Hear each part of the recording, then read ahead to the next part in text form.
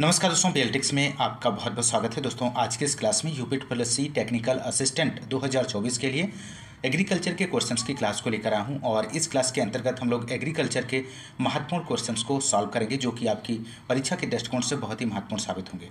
दोस्तों यदि आप AGTA 2024 की प्रिपरेशन कर रहे हैं तो आप इस चैनल के माध्यम से जुड़ सकते हैं, क्योंकि इस चैनल के माध्यम से आपके एग्ज़ाम के लिए प्रिपरेशन कराई जाती रहेगी। पर डे आपको क्लासेस मिलती रहेंगी। तो यदि आपको क्लास पसंद आती है तो क्लास को ज़्यादा से ज़्यादा लाइक और शेयर करना मत भूलिएगा, और यदि आप हमारे चैनल पर नए हैं तो चैनल को सब्सक्राइब जरूर कीजिएगा। आइए शुरू करते हैं। यहाँ पर क्वेश्चन नंबर फर्स्ट है, फल जिसमें भ्रूण निद्रा पाई जाती है। आपको यहाँ पर इस क्वेश्चन का राइट आंसर देना है लीची, बेर, बेल, आंवला। तो यहाँ पर राइट आंसर हो जाएगा आंवला एक ऐसा फल है जिसमें भ्रूण निद्रा पाई जाती है। ऑप्शन डी यहाँ पर राइट जवाब हो जाएगा। क्वेश्चन नंबर थर्ड है, भारत में विकसित पहली बौने चावल की प्रजाति थी। तो इनमें से आपको बताना है दोस्तों, भारत में विकसित पहली बौने चावल की प्रजाति कौन थी। तो राइट आंसर यहाँ पर हो जाएगा ऑप्शन डी, जया इसका राइट जवाब बनेगा। नेक्स्ट क्वेश्चन नंबर 4 की बात करेंगे। दुग्ध स्राव को कहा जाता है, तो दुग्ध स्राव को क्या कहा जाता है। ऑप्शन ए दिया गया है लैक्टोजेनेसिस, ऑप्शन बी है गैलेक्टोजेनेसिस, ऑप्शन सी है गैलेक्टोपायोसिस। इनमें से कोई नहीं। तो यहाँ पर इस क्वेश्चन का जो राइट आंसर होगा ऑप्शन ए हो जाएगा लैक्टोजेनेसिस। दुग्ध स्राव को लैक्टोजेनेसिस कहते हैं दोस्तों। नेक्स्ट क्वेश्चन नंबर 5 की बात करेंगे दोस्तों। पूसा मंजरी एवं पूसा नवीन किसकी प्रमुख प्रजातियाँ हैं। तो यहाँ पर इस क्वेश्चन का राइट आंसर होगा दोस्तों ऑप्शन सी हो जाएगा लौकी। लौकी की प्रजातियों की बात करें तो यहाँ पर पूसा मंजरी, पूसा नवीन, पूसा मेघदूत, पंजाब कोमल, अर्का बहार, पंत शंकर लौकी फर्स्ट, आज़ाद नूतन, नरेंद्र रश्मि, ये सभी जो हैं लौकी की प्रजातियाँ हैं दोस्तों। ध्यान रखिएगा, बहुत ही महत्वपूर्ण प्रश्न है। सभी क्वेश्चंस बहुत ही सिलेक्टिव क्वेश्चंस लिए गए हैं दोस्तों। क्वेश्चन नंबर 6 की बात करेंगे। वह रेखाएं जो समान वायुमंडलीय दबाव वाले स्थानों को जोड़ती हैं उसे क्या कहते हैं। समदाब रेखाएं कहते हैं, समताप रेखाएं कहते हैं, समवर्षा रेखाएं कहते हैं, समलमण रेखाएं कहते हैं। तो इस क्वेश्चन का यहाँ पे राइट आंसर होगा ऑप्शन ए, समदाब रेखाएं कहते हैं। समदाब रेखाएं वे रेखाएं होती हैं जो समान वायुमंडलीय दबाव वाले स्थान की को जोड़ती हैं, और समताप रेखाएं वे रेखाएं होती हैं जो समान ताप वाले स्थान को जोड़ती हैं। तो ध्यान रखिएगा। क्वेश्चन नंबर अगला 7 क्वेश्चन नंबर है, यहाँ पर कौन सी आम की नियमित फलने वाली प्रजातियां हैं। ऑप्शन ए है चौसा है, ऑप्शन बी है लंगड़ा, ऑप्शन सी है आम्रपाली, ऑप्शन डी है अल्फांसो। तो क्वेश्चन नंबर 7 का राइट आंसर होगा ऑप्शन सी, आम्रपाली। आम्रपाली आम की नियमित फलने वाली प्रजाति है दोस्तों। Question number next question number 8 की बात करेंगे। जीव जो कि आमतौर पर मृतोपजीवी होता है लेकिन कुछ विशेष परिस्थितियों में परजीवी भी हो जाता है को कहते हैं। क्या कहते हैं। ऐच्छिक मृतोपजीवी कहते हैं, ऐच्छिक परजीवी कहते हैं, लाचार परजीवी कहते हैं, इनमें से कोई नहीं। तो क्वेश्चन नंबर 8 का आपको आंसर देना है दोस्तों। तो क्वेश्चन नंबर 8 का यहाँ पर जो राइट आंसर हो जाएगा ऑप्शन बी हो जाएगा, ऐच्छिक परजीवी कहते हैं। नेक्स्ट क्वेश्चन नंबर यहाँ पर क्वेश्चन नंबर 9 की बात करेंगे। तेली पौधों में तेल की मात्रा किसके प्रयोग से बढ़ती है। सल्फर के प्रयोग से, मोलिब्डेनम के प्रयोग से, नाइट्रोजन के प्रयोग से, जिंक के प्रयोग से। तो क्वेश्चन नंबर 9 का जो यहाँ पर आंसर होगा दोस्तों ऑप्शन ए हो जाएगा, सल्फर के प्रयोग से। तेली पौधे में तेल की मात्रा सल्फर के प्रयोग से बढ़ती है। नेक्स्ट क्वेश्चन नंबर की बात करेंगे। यहाँ पर क्वेश्चन नंबर 10 है, तने में चारों तरफ से चिपकने वाली पट्टी को लगाकर किस कीट को प्रभावी ढंग से नियंत्रित किया जा सकता है। तो यहाँ पर ऑप्शंस दिए गए हैं, आप इनमें से सही विकल्प का चयन कर सकते हैं। तो क्वेश्चन नंबर 10 का यहाँ पर जो आंसर होगा ऑप्शन बी हो जाएगा, आम में मिलीबग। इस क्वेश्चन का सही जवाब बनेगा। क्वेश्चन नंबर नेक्स्ट की बात करेंगे। क्वेश्चन नंबर 11 है, भैंस के दूध में वसा रहित ठोस SNF मानक होता है। तो राइट आंसर होगा option B, 9.2%। Next question number, टपक सिंचाई किन क्षेत्रों हेतु उपयुक्त है। आपको यहाँ पर बताना है दोस्तों इस क्वेश्चन का सही आंसर क्या होगा। तो राइट आंसर होगा यहाँ पर क्वेश्चन नंबर 13 का बी हो जाएगा, शुष्क क्षेत्र। इस क्वेश्चन का सही जवाब बनेगा। क्वेश्चन नंबर अगला 14 की बात करेंगे। निम्न फसल समूहों में से किसके द्वारा घटते हुए क्रम में गंधक निष्कासन होता है। तो यहाँ पर ऑप्शंस दिए गए हैं दोस्तों, आप सही विकल्प का चयन कर सकते हैं। तो राइट आंसर हो जाएगा ऑप्शन डी, तिलहन फसलें, दलहन फसलें और धान्य फसलें इस क्वेश्चन का सही आंसर होगा। क्वेश्चन नंबर नेक्स्ट, फूल गोभी की ह्यूप्टल व्याधि किस तत्व की कमी से होती है? तो ऑप्शन ए दिया गया है बोरोन, ऑप्शन बी है मोलिब्डेनम, ऑप्शन सी है जस्ता, ऑप्शन डी है पोटास। तो क्वेश्चन नंबर 15 का जो आंसर होगा ऑप्शन बी मोलिब्डेनम इस क्वेश्चन का सही आंसर हो जाएगा दोस्तों। बढ़ते हैं अगले क्वेश्चन की ओर। क्वेश्चन नंबर 16 है, निम्न में से कौन से पशुओं के विषाणुजन्य रोग हैं? आपको यहाँ पर बताना है। तो क्वेश्चन नंबर 16 का जो आंसर होगा दोस्तों ऑप्शन डी हो जाएगा, ये सभी राइट जवाब बनेगा। अगला question, question number 17 most important प्रश्न है, प्रजनक बीज की संतान है, इनमें से आपको बताना है दोस्तों दिए गए ऑप्शंस में से। तो ऑप्शन पहला है न्यूक्लियस बीज, ऑप्शन बी है सत्य बीज, ऑप्शन सी है आधारी बीज, ऑप्शन डी है प्रमाणित बीज। तो क्वेश्चन नंबर 70 का आंसर होगा ऑप्शन सी आधारी बीज। प्रजनक बीज का संतान आधारी बीज फाउंडेशन सीड होता है और इसके टैग की बात करें तो इसका जो रंग होता है वाइट होता है। पंजीकरण बीज की बात करें तो इसका जो टैग होता है वो पर्पल होता है और सर्टिफाइड सीड का अगर हम बात करें इसका टैग का जो रंग होता है वो नीला होता है। तो ध्यान रखिएगा, यहाँ से क्वेश्चन बनता है दोस्तों। अगला क्वेश्चन, क्वेश्चन नंबर 18 की बात करेंगे, आम की प्रजाति जो अपनी विशेष फ्लेवर को प्रसंस्करण के समय भी बनाए रखती है। ऑप्शन ए है दशहरी, ऑप्शन बी है मल्लिका, ऑप्शन सी है अल्फांसो, ऑप्शन डी है ये सभी। तो क्वेश्चन नंबर 18 का जो राइट आंसर होगा ऑप्शन सी अल्फांसो। आम की अल्फांसो प्रजाति अपने विशेष फ्लेवर को प्रसंस्करण के समय भी बनाए रखती है। क्वेश्चन नंबर नेक्स्ट और 19 की बात करेंगे, वायुमंडल की निचली परत है, इनमें से आपको बताना है।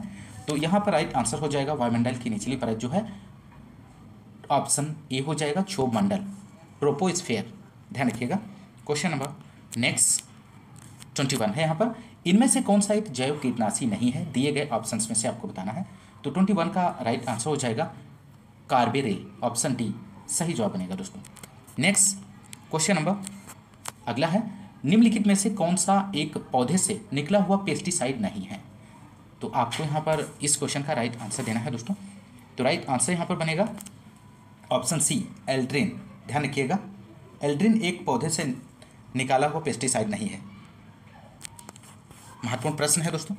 नेक्स्ट क्वेश्चन नंबर 28 है, नाइट्रोजन स्थिरीकरण किस एंजाइम द्वारा होता है?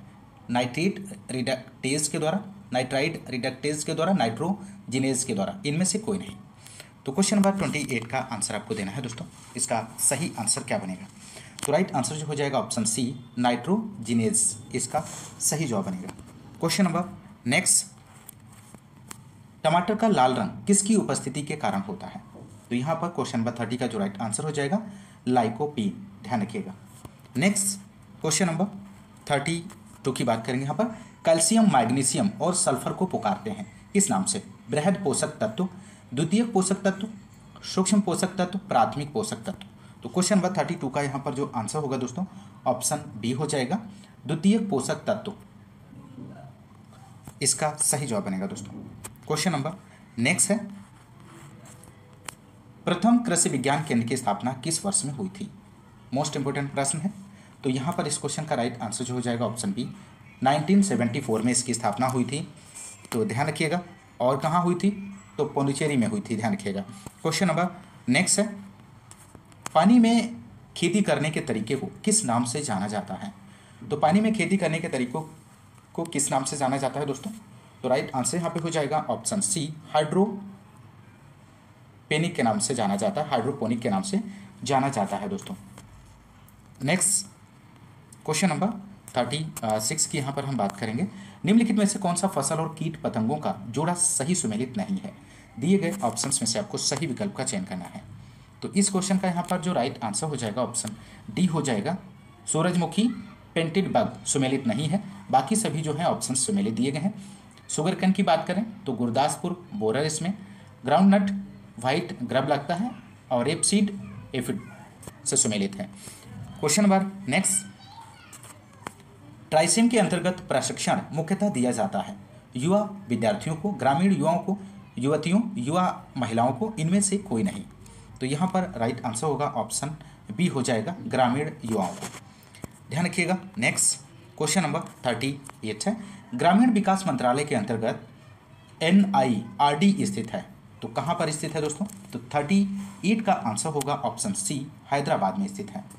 नेक्स्ट क्वेश्चन नंबर, क्रांतिक मृदा परीक्षण स्तर प्रस्ताव किसके द्वारा दिया गया था? तो राइट आंसर 39 का हो जाएगा यहाँ पर ऑप्शन ए, केटोर नेल्सन। केटोर नेल्सन 1995 ने दिया था दोस्तों, ध्यान रखिएगा। अगला क्वेश्चन, क्वेश्चन नंबर 40 है यहाँ पर, बादल जो लगातार वर्षा के लिए उत्तरदायी हैं वे क्या कहलाते हैं? ऑप्शन ए है निम्बो स्टेटस, ऑप्शन बी है सिरस, ऑप्शन सी है कुमुलस, ऑप्शन डी है अल्टो कुमुलस। तो यहाँ पर क्वेश्चन नंबर 40 का आंसर होगा ऑप्शन ए, निम्बो स्टेटस कहलाते हैं, ध्यान रखिएगा। नेक्स्ट क्वेश्चन नंबर 42 की बात करेंगे, पौधों के लिए सबसे महत्वपूर्ण पानी का रूप इनमें से कौन सा है? केशिका जल, हाइग्रोस्कोपिक जल, गुरुत्वीय जल, इनमें से कोई नहीं। तो क्वेश्चन नंबर 42 का यहाँ पर जो आंसर होगा दोस्तों ऑप्शन ए हो जाएगा, केशिका जल। नेक्स्ट क्वेश्चन नंबर की बात करेंगे दोस्तों, पंचायती राज पहली बार 2 अक्टूबर 1959 को कहाँ से शुरू किया गया था? तो यहाँ पर इस क्वेश्चन का जो राइट आंसर होगा ऑप्शन बी हो जाएगा, नागौर। पंचायती राज पहली बार 2 अक्टूबर 1959 को राजस्थान के नागौर जिले से शुरू किया गया था। यह त्रिस्तरीय योजना है, ग्राम, ब्लॉक, जिला, और इस प्रणाली को बलवंत राय मेहता की सिफारिश पर दिया गया था, ध्यान रखिएगा, महत्वपूर्ण प्रश्न है। क्वेश्चन नंबर नेक्स्ट, कौन सी फसल साधारणतया हरित बाली रोग से कुप्रभावित होती है? तो ऑप्शन ए है ज्वार, ऑप्शन बी है बाजरा, ऑप्शन सी है धान, ऑप्शन डी है गेहूं।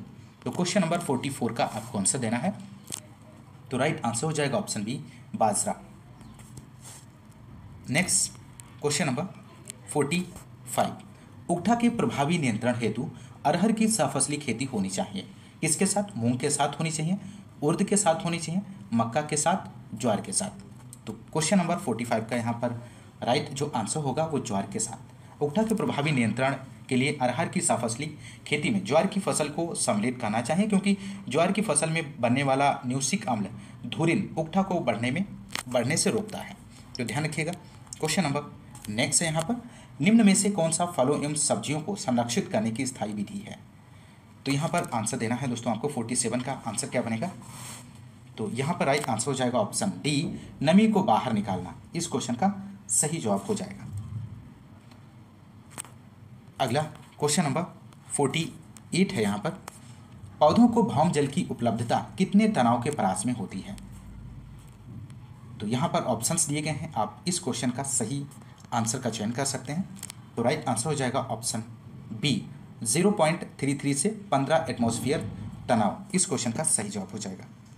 अगला क्वेश्चन नंबर है यहाँ पर 50 की बात करेंगे, अल्पाइन एक नस्ल है, किसकी है? बकरी की है, मुर्गी की है, भेड़ की है, ऊँट की है।